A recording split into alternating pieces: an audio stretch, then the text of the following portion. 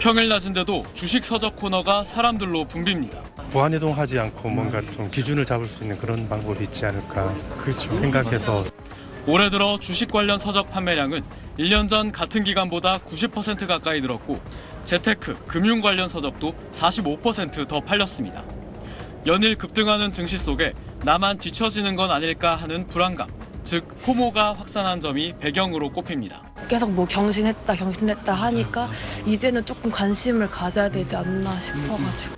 반도체 같은 대형주가 없으면 불안하고 있어도 조금뿐이면 아쉽습니다. 마음은 100번 샀죠 벌써. 저는 그냥 놓친 버스는 그냥 보내준다 생각하고 있어요. 문제는 반도체 등 특정 주식에만 과도하게 자금이 쏠리면서 양극화가 심해지고 있다는 겁니다. 오늘 코스피 시장에선 주가가 오른 종목은 234개지만 하락한 종목은 656개로 약 3배입니다. 내 계좌가 손실이 나는 게 이상한 일이 아니지만 급등 랠리에 소외됐다는 생각에 이른바 비투가 급증하고 있습니다. 특히 삼성전자와 SK하이닉스의 신용거래융자 잔고액은 올 들어 각각 2.5배, 3.2배로 늘었습니다. 두 종목의 잔고액이 전체 신용거래융자 잔고액의 4분의 1을 넘습니다. 빌린 돈의 가치 대비 주식 평가액이 떨어지면 증권사가 주식을 강제로 팔아버리는 반대 매매가 일어날 수 있습니다.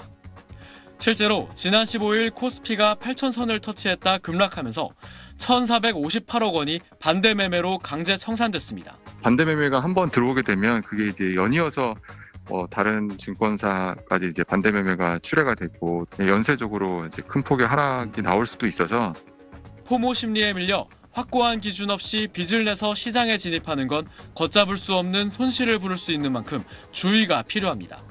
SBS 이태원입니다. 미국 주식에 주로 투자하던 30대 직장인 홍영기 씨는 최근 삼성전자와 SK하이닉스 레버리지 상품 출시 소식에 국내 증시로 관심을 돌렸습니다. 코스피가 좋아가지고 넘어오게 됐고 전자랑 닉스 레버리지 나온다 해가지고 개인적으로는 선택지가 넓어져서 좀 좋다 이렇게. 오는 27일 삼성전자와 SK하이닉스를 기초자산으로 하는 단일 종목 레버리지 인버스 상품이 출시됩니다. 단일 종목 레버리지 상품은 특정 주식의 수익률을 매일 2배씩 반영하는 상장지수 펀드나 증권을 말합니다.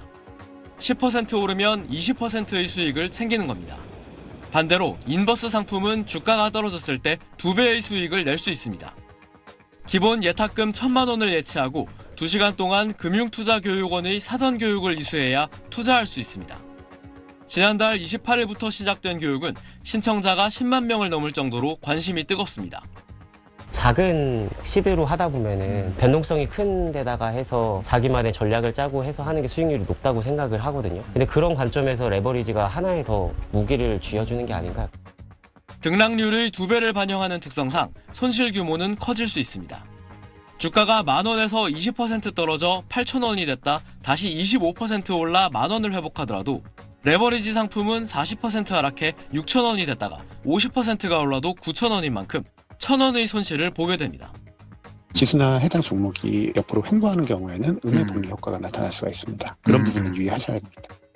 또 레버리지 상품에 수요가 몰리면 기초자산의 가치보다 일시적으로 비싸지기 때문에 그만큼 손실을 볼 수 있어 유의해야 합니다. SBS 이태원입니다. 지난주 금요일 코스피가 8,000선을 찍은 직후 급락하면서 미수거래로 강제 처분된 주식이 사흘 동안 3천억 원이 넘는 것으로 나타났습니다. 금융투자협회는 투자자들이 증권사로부터 이틀간 돈을 빌려 주식을 매매하는 초단기 미수거래에 따른 반대 매매 금액을 집계해보니 지난 20일 기준 1,458억 원에 달했다고 전했습니다. 미수거래란 증권사에게 돈을 빌려 주식을 사는 것으로 예를 들어 가진 돈이 40만 원만 있어도 증권사에게 60만 원을 빌려 100만 원짜리 주식을 살 수 있습니다. 주식이 상승할 것에 베팅해 빚을 내서 거래를 하는 셈인데 보통 담보 비율이 있어서 주가가 많이 하락하면 증권사는 이를 강제로 팔아버리는 반대 매매를 진행합니다. 하루 반대 매매 금액이 1,000억 원을 넘은 건 5,487억 원을 기록했던 지난 2023년 10월 이후 31개월 만으로 지난 18일과 19일에도 강제 청산된 금액은 각각 917억 원과 676억 원에 달하는 등 3일 동안 3,000억 원이 반대 매매로 팔려나갔습니다.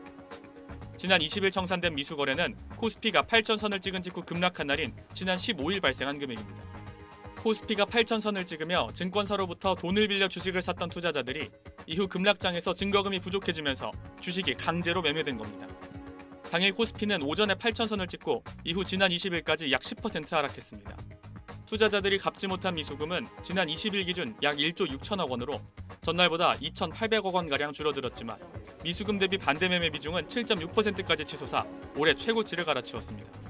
반대매매 비중은 지난 18일과 19일에도 6%와 4.6%를 나타내는 등 최근 하락장에서 크게 상승한 바 있습니다. 투자자가 가진 돈으로 주식을 사면 가격이 크게 떨어졌다 원상복귀하는 경우 손해가 없지만 미수 거래를 하게 되면 가격이 크게 떨어졌을 때 반대매매로 청산당하는 경우 손해를 볼 수 있어 투자자들의 주의가 필요합니다.